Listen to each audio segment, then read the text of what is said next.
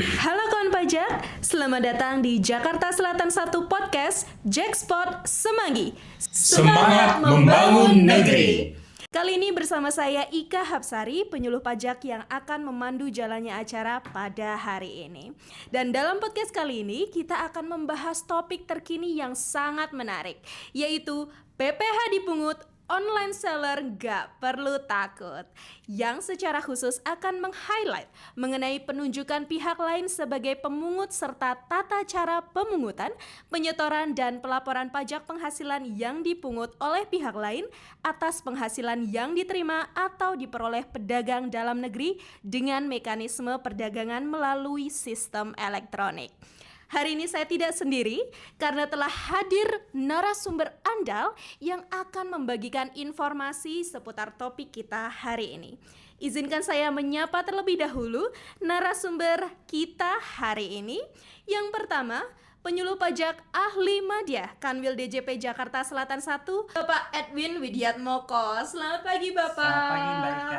Bagaimana kabarnya Pak? Alhamdulillah luar biasa. Alhamdulillah luar biasa. Sudah siap? Siap. Untuk menyampaikan materi hari ini. Wah, Pak Edwin sudah bersemangat. Nah, saya akan menyapa narasumber kedua kita hari ini, Bapak Ganda Roy Hutagalung, penyuluh pajak ahli pertama Kanwil DJP Jakarta Selatan 1. Selamat pagi nih Pak Roy. Selamat pagi, Ika. Pak Roy atau Bang Roy nih enaknya? Bang Roy lah. Bang Roy ya. Oke. Lebih akrab gitu Iya, ya Bang betul. ya. Siap. Baik, Bang Roy boleh nih menyapa terlebih dahulu nih kawan pajak yang bergabung podcast kita hari ini. Ya, baik, selamat pagi kawan pajak Jackson semua. Kami bertiga hari ini adalah penyuluh pajak yang baru saja bergabung dengan Kanwil DJP Jakarta Selatan 1 di bulan Juli ini bersama 7 rekan lainnya. Jadi kita ada 10 orang nih. Nah, sekarang penyuluhnya di Kanwil Jakarta Selatan 1. Dan kami akan dengan senang hati untuk dapat berbagi informasi pajak terkini melalui kanal Jakarta Selatan 1 Podcast atau kita sebutnya Jackspot.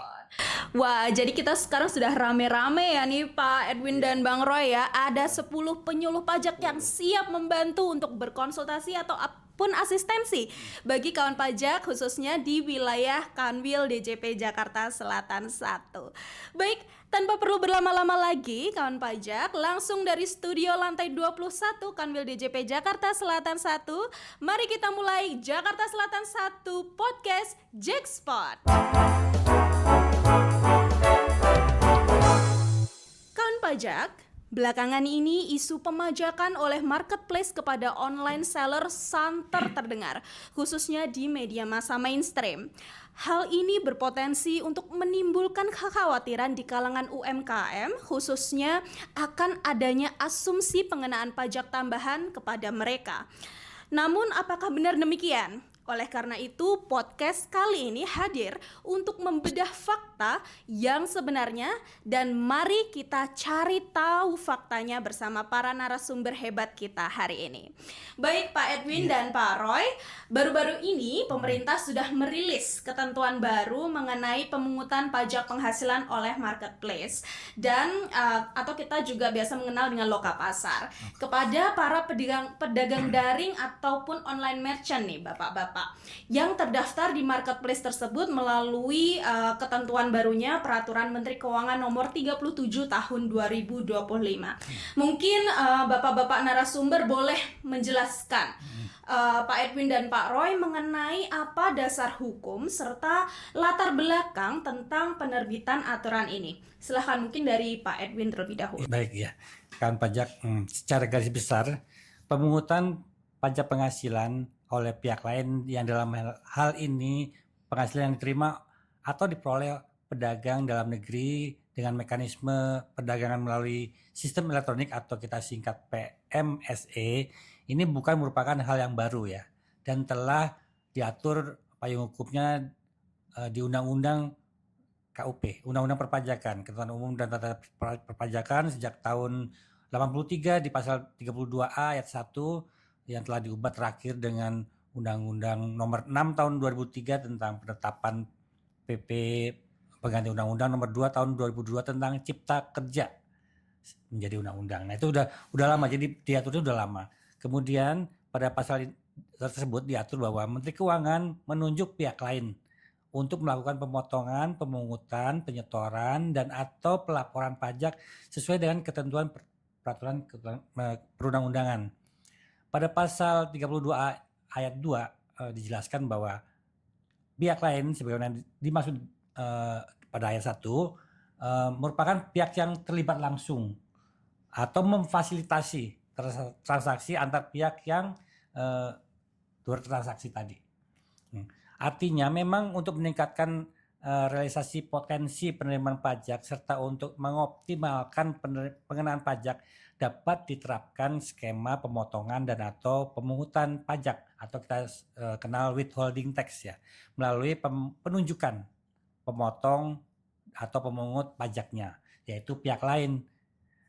Itu yang pertama. Lantas ya untuk siapa saja pihak lain tersebut, pihak lain yang ditunjuk sebagai pemotong atau pemungut pajak merupakan subjek pajak baik dalam negeri maupun luar negeri. Jadi penyedia fasilitator tadi bisa dari dalam negeri maupun luar negeri yang terlibat langsung atau memfasilitasi transaksi, misalnya dengan menyediakan sarana atau media transaksi termasuk transaksi yang dilakukan secara elektronik. Nah, nanti kita jabarkan lebih spesifik lagi di sesi berikutnya. Mungkin Pak Poray mau menambahkan, silakan. Ya, terima kasih Pak Edwin. Ya. Benar bahwa untuk memfasilitasi peran serta masyarakat dalam pembangunan melalui pembayaran pajak memenuhi prinsip kepastian hukum, keadilan. Nah, itu highlight-nya sebenarnya keadilan ini ya. Keadilan. Dengan munculnya PMSE ini.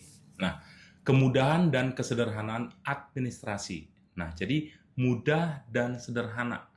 Tuh, jadi perlu juga ini ditambahin ini. Jadi ini bukan pajak baru. Dikit-dikit dipajakin, dikit-dikit tidak. Tadi sudah disebutkan Pak Edwin sudah ada di aturan sebelumnya. Nah, Undang-undangnya sudah ada betul, gitu ya Bang? Iya. Serta meningkatkan efisien dan efektif dalam pemungutan pajak. Sehingga perlu disusun nih pengaturan terhadap penunjukan pihak lain yang merupakan penyelenggara perdagangan melalui sistem elektronik sebagai pemungut pajak penghasilan serta tata cara pemungutan, penyetoran, dan pelaporan pajak penghasilan atas penghasilan yang terima atau diperoleh pedagang dalam negeri dengan mekanisme perdagangan melalui sistem elektronik. Jadi untuk highlight-nya dulu nih ya, gambaran besarnya itu dari awal tadi singkatnya di PMK 37 ini kita bicara tentang marketplace-nya. Apa itu? Boleh kita spill ya, kayak Shopee, Tokopedia. Nah itu, jadi nanti biar ke depannya acara ini, sosialisasi ini bisa gampang nih. Jadi kita memahami makna itu, pihak lain itu ya. Iya. Oke, baik. Itu nanti akan diatur lagi marketplace yang mana, nanti ada lagi turunannya. Oke. Nah, sebagai tindak lanjut dari pasal 32 ayat 2 Undang-Undang KUP tersebut, nah di pasal 44E ayat 2 huruf F. Jadi kita dasar hukumnya harus jelas dulu nih. Diatur mengenai penunjukan, pemotongan, pemungutan, penyetoran, dan atau pelaporan pajak yang telah dipotong atau dipungut oleh pihak lain yang diatur dengan berdasarkan Peraturan Menteri Keuangan Nomor 37 Tahun 2000. Baik, wah sangat komprehensif sekali nih penjelasan dasar hukum dan juga latar belakang yang sudah disampaikan oleh Bang Roy dan juga Pak Edwin. Nah semoga juga bisa menambah insight ya kepada kawan pajak bahwa ini sebenarnya bukan pajak baru begitu ya Bapak-Bapak.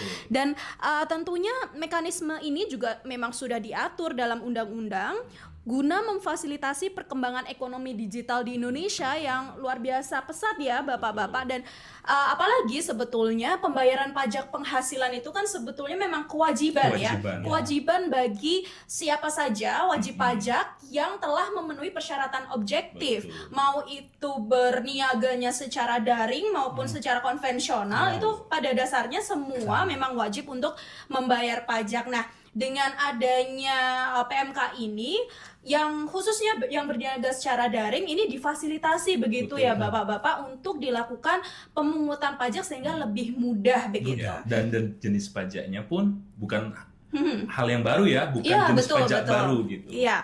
Baik, jadi ini juga tadi ini menyambung nih Bang Roy, bahwa ini juga sebetulnya bukan jenis pajak yang baru, karena kalau mungkin kawan pajak khususnya UMKM sebelumnya mungkin familiar begitu dengan PPh final ya, dengan iya. tarif 0,5% yang disetorkan sendiri begitu. Nah, untuk konsep pemungutan melalui marketplace ini bagaimana, kemudian apakah jenis pajaknya sama dengan PPh final itu atau bagaimana nih detailnya? Mungkin Bapak Edwin mungkin bisa menjawabnya. Terima kasih Mbak Ika. Ya, tepat sekali tadi yang Mbak Ika sampaikan bahwa para UMKM yang sebelumnya tentu sudah familiar dengan pajak penghasilan yang 0,5% dasar hukumnya yang pakai Peraturan Pemerintah Nomor 55 Tahun 2022 yang bersifat final. Nah, untuk mekanisme yang sekarang pemungutannya oleh pihak lain tersebut sama sebetulnya, tapi jenis pajaknya pasal 22. Tarifnya juga sama 0,5% juga, tapi tidak bersifat final. Lantas yang membedakan apa? Yang membedakan tuh kita coba refresh lagi ke fundamental dari pemungutan pajak penghasilan yang diterima oleh UMKM yang bersifat final tadi ya. Pertama, dulu waktu orang pribadi yang UMKM ya, yang melakukan perniagaan konvensional dan tidak melalui marketplace ya, dan yang online seller pelakuannya Sama-sama gitu ya Pak betul. ya. Sama-sama dia melakukan perdagangan kan. Kemudian kalau omsetnya peredaran brutonya sampai dengan 500 juta dalam setahun ya tidak dikenakan PPh. Ini untuk orang pribadi ya Pak ya. Orang pribadi ya. Alias dibebaskan dari pengenaan PPh.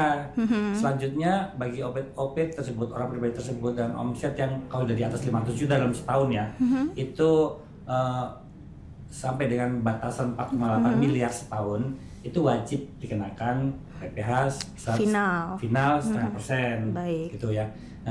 Nah, terus kaitannya dengan marketplace ini, kalau untuk OP yang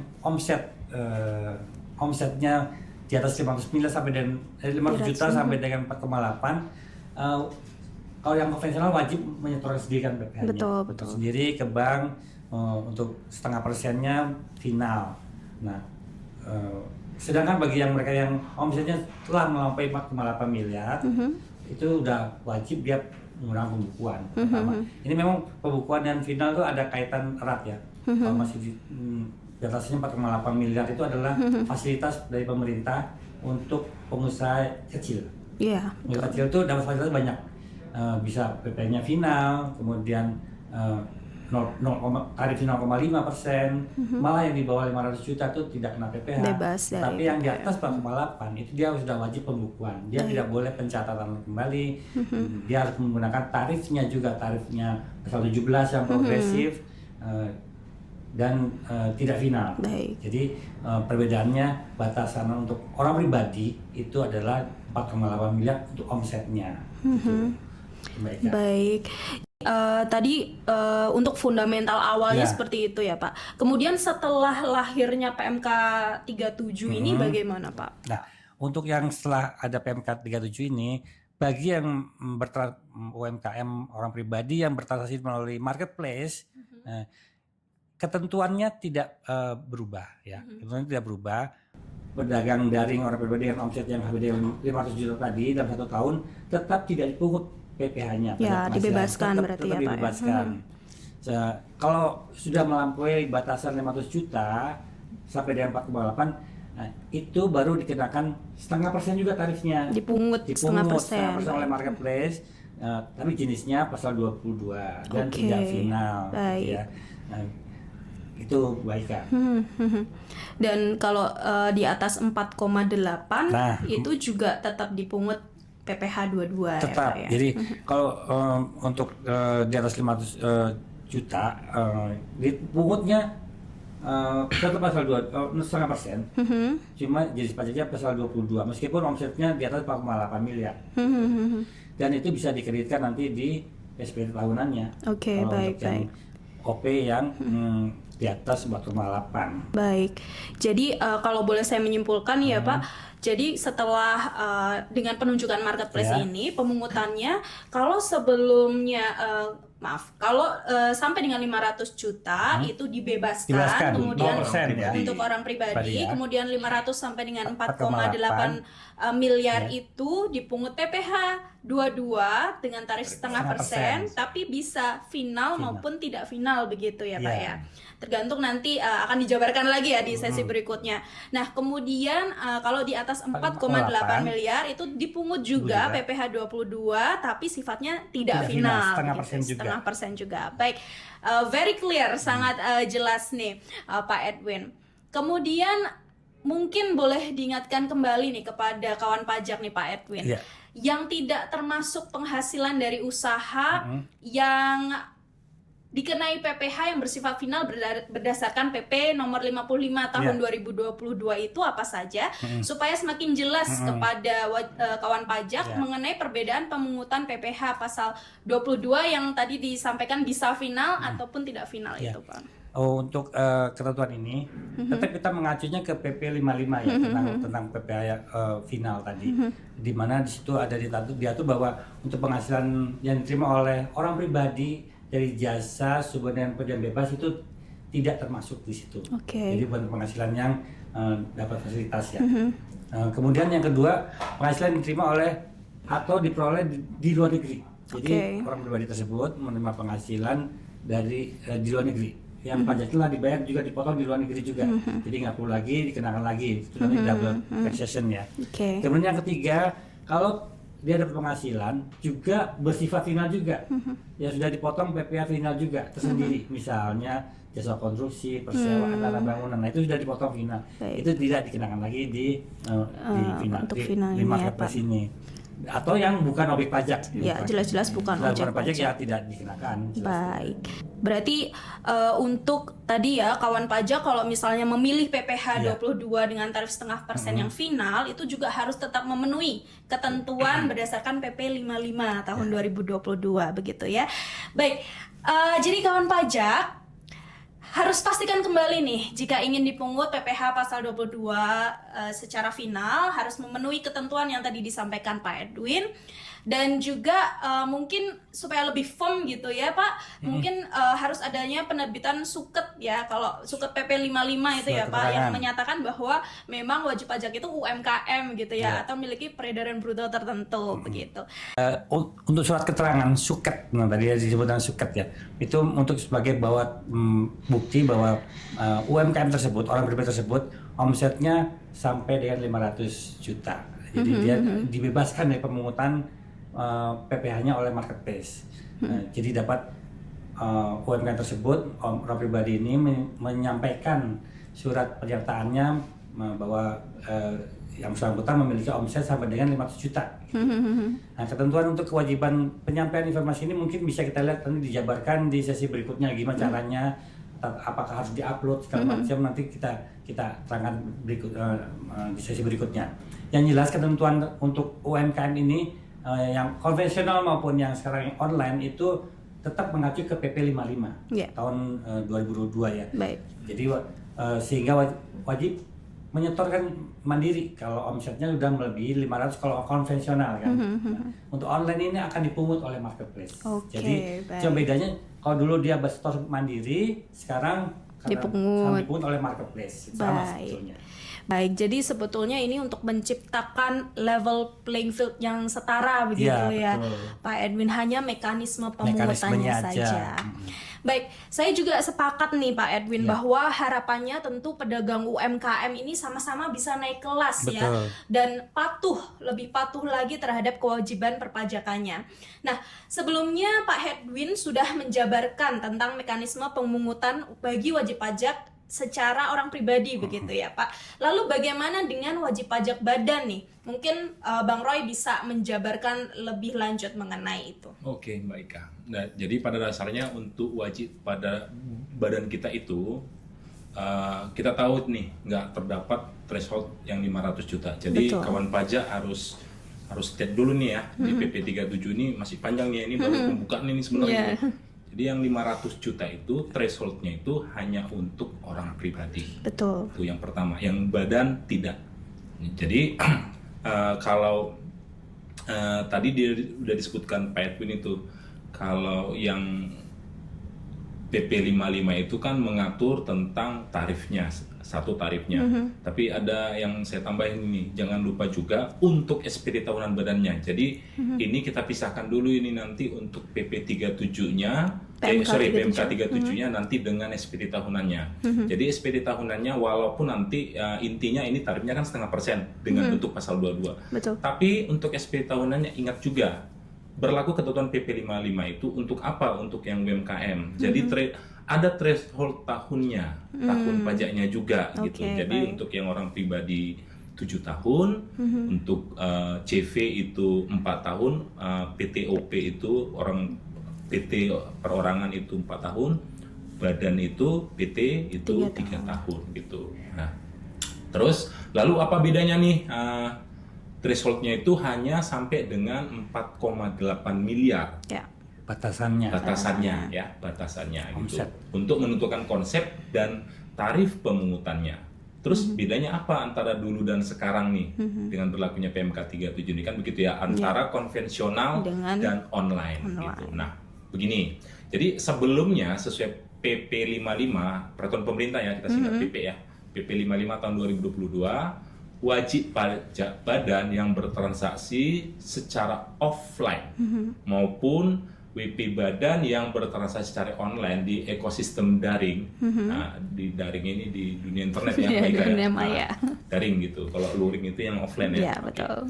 Atas penghasilan yang diperolehnya sampai dengan 4,8 miliar dalam tahun berjalan dikenakan PPh yang bersifat final dengan tarif 0,5% yang disetorkan secara mandiri. Sedangkan jika omsetnya sudah melampaui 4,8 miliar, dikenakan PPh dengan ketentuan umum berdasarkan pasal 31E Undang-Undang PPh dengan tarif 20% dengan pengurangan 50%. Atau bahkan nih, ini kan zamannya daring nih, marketplace ini. Bisa saja udah di atas 50 miliar M omsetnya Jadi ya. tarifnya bukan pasal 31E lagi. Ya, jadi udah langsung dia nggak ada lagi badan. pengurangan Betul. 50%. Tarif PPh badan berapa Kak Roy? 22%. 22%. Nah, sebenarnya tarif PPh badan itu 22%, cuman di pasal 31 itu kalau omsetnya kurang dari 50 miliar ada fasilitasnya pengurangannya gitu 50%. Jadi 11% aja. 11% saja. Nah, selain itu wajib pajak badan juga wajib melaksanakan pembukuan. Wajib ya. Wajib. Karena suka atau tidak suka wajib pembukuan. Pembukuan itu bagaimana? Minimal begini. Laporan ada laba rugi, ada neracanya. Apa laba rugi itu? Laba ruginya berapa sih pendapatan saya, berapa sih biaya saya, berapa laba bersihnya. Betul. Gitu. Jadi kok ini sering ini nih Kak Ika apa itu? Kalau kita di kantor pajak itu kan, Pak minta template laporan keuangan dong gitu. Sebenarnya ada nggak sih template resmi DJP? Nah, saya rasa hanya di dalam bentuk elemen neraca dengan 1771. Jadi kalau kita bicara tentang laporan laba rugi, ya udah kembali ke standar akuntansinya gitu. Betul. Jadi standar laporan keuangan itu banyak. Jadi kita nggak ada standar untuk di DJP-nya. Semua kita terima asalkan sesuai dengan PSAK gitu. PSAK ya. Oke, nah terus selain itu wajib pajak badan juga melaksanakan pembukuan sebagai dasar untuk PPh badannya. Nah, itu tadi kan. Nah, bahkan untuk omset 4,8 miliar tersebut, nah apabila dia si wajib pajaknya itu menyerahkan barang kena pajak atau jasa kena pajak, juga wajib ditetapkan atau dikukuhkan bahasa undang-undangnya sebagai pengusaha kena pajak untuk memungut PPN. Nah, sekarang diskusinya adalah bagaimana dengan rilisnya PMK 37 tahun 2025 yang menunjuk pihak lain dalam hal ini marketplace sebagai pemungut. Marketplace itu ingat aja ya, kita udah tahu lah marketplace itu Shopee, Tokopedia, Blibli, Lazada dan lain-lainnya ya. Nah, belum diumumkan, nanti ada aturan turunan lagi, ditunggu saja gitu. Pasti segera kok. Nah, untuk wajib pajak badan yang masih konvensional tentu masih menyetorkan sendiri sesuai PP 55 tahun 2025. Nah, saya ini lagi ya, highlight lagi. Saya suka meng-highlight baik. Jangan, ini katanya kata yang ini podcast hari ini itu dipotong aja untuk tarif konvensional 0,5% sesuai dengan PP 55. Ingat ya, PP 55 itu lebih mengatur khususnya di tentang UMKM tentang 0,5%. Tapi PP 55 itu kan sebenarnya tata cara penerapan kewajiban pajak penghasilan gitu. Jadi untuk yang peredaran bruto tertentu ya, dalam hal ini UMKM lah mudahnya ya Bang ya. Tapi jangan lupa, nah ada yang tadi saya sebutkan itu, ada batas waktu. Karena Iya, kalau iya, iya. kalau yang terdaftar dari 2018 ya, sebelumnya kan PP 23 ya Pak ya. Saya rasa udah nggak ada lagi kalau untuk kewajiban SPT badannya yang apa ya, yang masih pakai tarif Final. UMKM di SPT badannya ya. Kita nggak bicara di sini. Karena harus dipisahkan nih. PMK 37 ini pasal 22. Nah, sementara kalau yang UMKM yang biasa sesuai PP 55 itu dia PPh final. Betul. 4 ayat 2 gitu. Nah, jadi PPh-nya adalah pasal 22 dengan tarif 0,5% juga untuk omset sampai dengan 4,8 miliar. Sifatnya bisa final atau tidak final tergantung apakah memenuhi ketentuan PP 55 atau preferensi PP badan untuk memilih dikenakan PPh dengan ketentuan umum. Jadi kalau nggak final maka WP badan bisa mengkreditkan PPh 22 yang telah dipungut tersebut pada SPT tahunan PPh badan. Baik. Dan kalau omsetnya melebihi 4,8 miliar, nah, maka akan berjalan PPh pasal 22 dengan tarif 0,5% itu dipastikan tidak final. Baik, Gitu. jadi tetap dipungut 0,5% tapi tidak final Tidak gitu final, ya, iya. Bang. Itu bisa menjadi kredit pajak Iya. dari wajib pajak badan itu Betul, juga ya di iya. SPT tahunan PPh badan.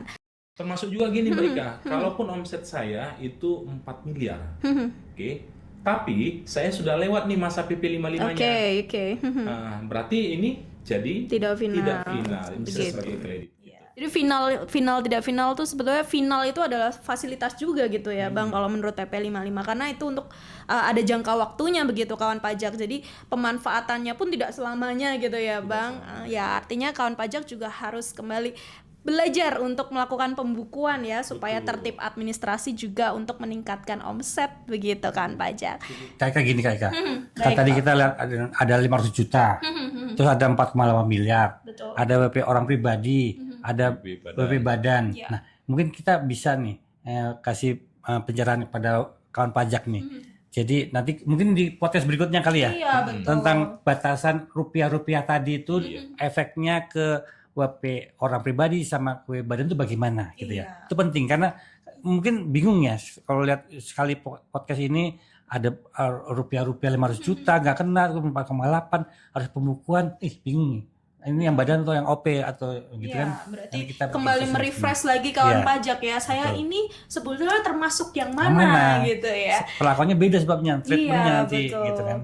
Dan yang pasti saya yakin kawan pajak di sini semua juga sebetulnya sudah melakukan pencatatan begitu ya Pak Iya, Edwin. Hanya pasti. saja untuk mengetahui omset, hanya saja untuk melakukan pembukuannya. Nah ini mungkin yang harus. Pencatatan dan pembukuan juga beda Nah kan betul, pajak ya. betul. Itu juga beda kan, gitu ya. Kita bisa kupas lagi nanti tuh. Betul, Tapi kalau benar. pencatatan, ibu-ibu juga pasti mencatat. Mencatat ya, Iya, Bang, untuk ya. Dalam rumah tangga pasti Pendapatan, mencatat. pengeluaran gitu ya Bang ya. Rugi atau untung nih Iya, kira-kira jadi ya. kalau ditanya saya nggak pernah mencatat, bohong. Pasti mencatat. Baik, jadi Bang Roy, saya setuju nih bahwa mekanisme pemungutan ini pada hakikatnya tentu untuk memudahkan wajib pajak untuk menyetorkan PPh-nya tanpa menghilangkan opportunity juga untuk mengkreditkan PPh yang telah dipungut tersebut pada SPT tahunan PPh badan. Nah, mungkin kawan pajak banyak yang sudah mulai lupa juga nih Bang Roy. Wajib pajak badan yang memiliki peredaran bruto tertentu yang dikenai PPh bersifat final sesuai PP 55 tahun 2022 itu apa saja sih sebetulnya Bang? Nah, jadi wajib pajak dalam negeri yang memiliki peredaran bruto tertentu yang dikenai pajak penghasilan bersifat final itu, yaitu untuk WP badan berbentuk koperasi, persekutuan komanditer atau CV ya kita sering sebut ya, firma, perseroan terbatas atau badan usaha milik desa atau badan usaha milik desa bersama atau perseroan perorangan. Sekarang kan lagi tren tuh PT perorangan, ya, PT PO ya. yang didirikan oleh satu orang. Tidak termasuk dalam pengertian ini misalnya WP badan berbentuk persekutuan komanditer atau firma yang dibentuk oleh beberapa wajib pajak orang pribadi yang memiliki keahlian khusus yang menyerahkan jasa yang sejenis dengan jasa sehubungan dengan pekerjaan bebas. Contohnya Oke. apa? Pekerjaan bebas itu namanya bebas. Yang paling sering itu kita tahunya, dia tidak terikat ruang dan waktu ya kalau pekerjaan bebas itu. Contohnya dokter, konsultan, pengacara, notaris gitu. Nah, Itu bukan jadi, termasuk pengertian ini ya Bang belum ya? bukan termasuk dalam. Jadi kalau pengertian mereka itu. berkumpul jadi bentuk CV nggak boleh ya? Nggak boleh. nggak Maksudnya boleh gitu. cuman nggak boleh untuk Memanfaatkan memanfaatkan fasilitas. Oke. Bahaya nih kalau nanti bilang nggak boleh mungkin nih gitu. Oke, makin jelas nih Bang Roy dan Pak Edwin nih. Nah, semoga kawan pajak juga semakin jelas ya, karena tadi juga sudah dijabarkan kembali nih mengenai jenis wajib pajak, sekaligus skema pemungutan dan juga tarifnya. Nah, pertanyaan selanjutnya nih, mungkin ke Pak Edwin terlebih dahulu. Setelah tadi kita memperoleh informasi mengenai pihak yang dipungut, yaitu pedagang dalam negeri ya Pak Edwin dalam hal ini. Nah, selanjutnya boleh dijelaskan mungkin Bapak mengenai pihak lain atau marketplace yang ditunjuk untuk memungut PPh pasal 22 tersebut tuh sebenarnya siapa sih begitu? Oh ya, terima kasih Mbak Ika. Jadi kalau kan pajak tuh mungkin belum paham ya. Tadi udah disebutkan ada Tokopedia, Contohnya Shopee, Lazada. Nah, itu nanti akan ditunjuk dengan peraturan Menteri Keuangan marketplace yang mana yang akan ditunjuk ya. Jadi tidak hanya yang di dalam negeri, tapi juga marketplace yang luar negeri juga. Kayak itu, Alibaba, begitu ya. Apalagi itu yang Amazon gitu ya. Itu nanti akan ditunjuk. Mungkin juga, ya. tapi kita nggak tahu Kita ya. masih menunggu tapi ya, Pak ya. yang jelas di PMK ini yang marketplace yang akan ditunjuk itu yang bertempat tinggal atau bertempat kedudukan di wilayah Indonesia atau di luar wilayah Indonesia. Oke, yang memenuhi kriteria. Baik.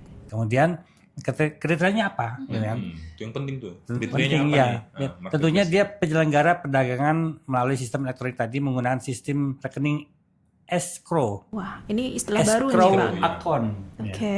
Untuk menampung penghasilan dan memiliki nilai transaksi dengan memanfaatkan jasa penyedia sarana elektronik yang digunakan untuk bertransaksi di Indonesia melebihi jumlah tertentu dalam 12 bulan dan memiliki atau jumlah traffic yang mengakses melebihi dari jumlah tertentu dalam 12 bulan. Nanti ketentuannya diatur. Batasan kriteria tersebut akan ditetapkan oleh Menteri Keuangan lagi yang melimpahkan kewenangannya ke Ditjen Pajak untuk menunjuk pihak lain tadi untuk memungut pajak dan menetapkan batas nilai transaksi dan jumlah traffic yang tadi disebutkan. Baik.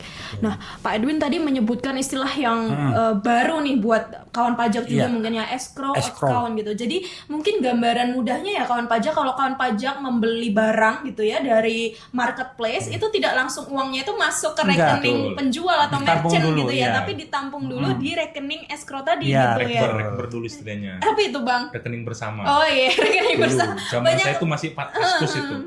Kasakus gitu, jadi ada forum jual beli.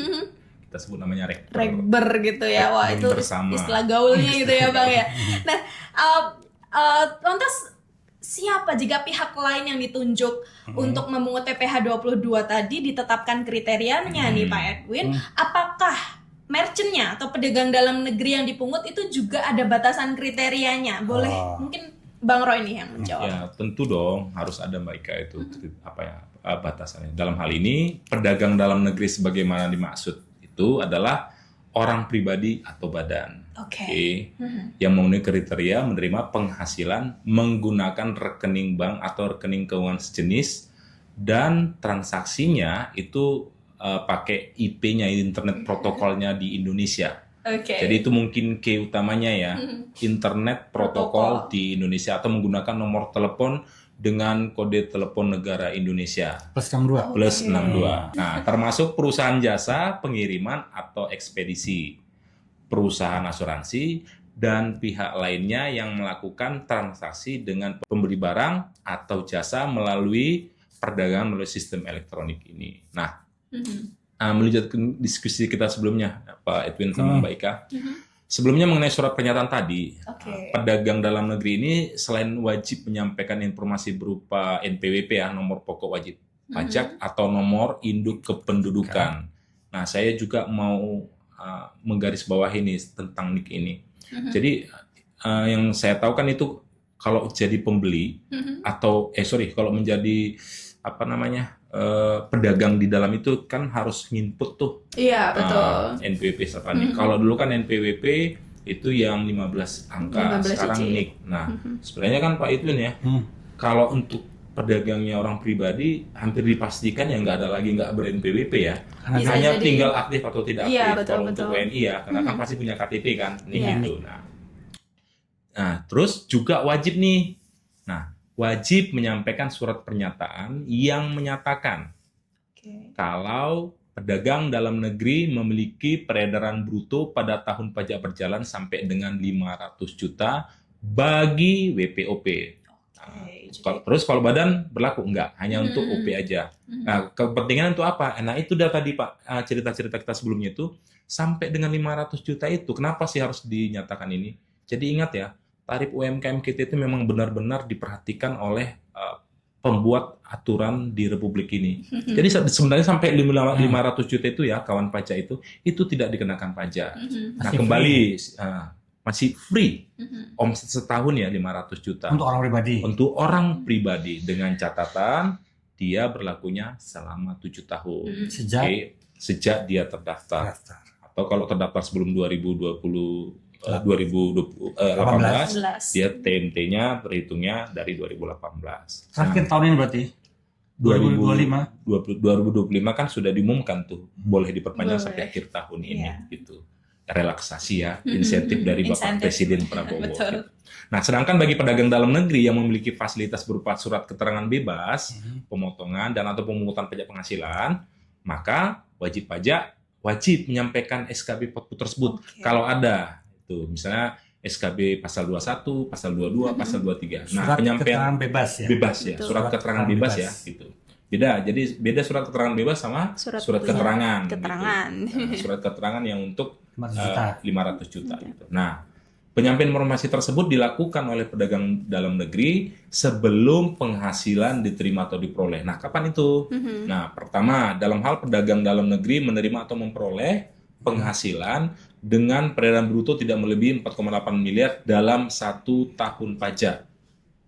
Harus disampaikan kembali setiap awal tahun pajak berikutnya. Jadi setiap awal tahun harus menyampaikan tadi harus menyampaikan, ya. Ya, SKB dan surat pernyataan. Iya, kalau ada SKB. Kalau ada SKB. Ya. Sedangkan dalam hal pedagang dalam negeri memiliki surat keterangan bebas pemotongan dan pemungutan pajak penghasilan juga harus disampaikan kembali. Oke. Kalau ada ya, jangan dipaksa gitu kalau nggak ada gitu. Nah, terus Pak Edwin, boleh melanjutkan untuk pedagang dalam negeri yang memiliki penghasilan melampaui di atas 4,8 setahun ya. Jadi kalau misalnya kawan pajak kalau sudah punya omset nih di atas 4,8 dan ada di marketplace tersebut, nah, jadi kalau kita bedakan dulu nih yang orang pribadi maupun yang badan. Kalau kawan pajak merupakan orang pribadi maka tadi ada batasan 500 juta. Kemudian batasan pembukuan. Di atas 4,8 berarti dia sudah wajib melakukan pembukuan.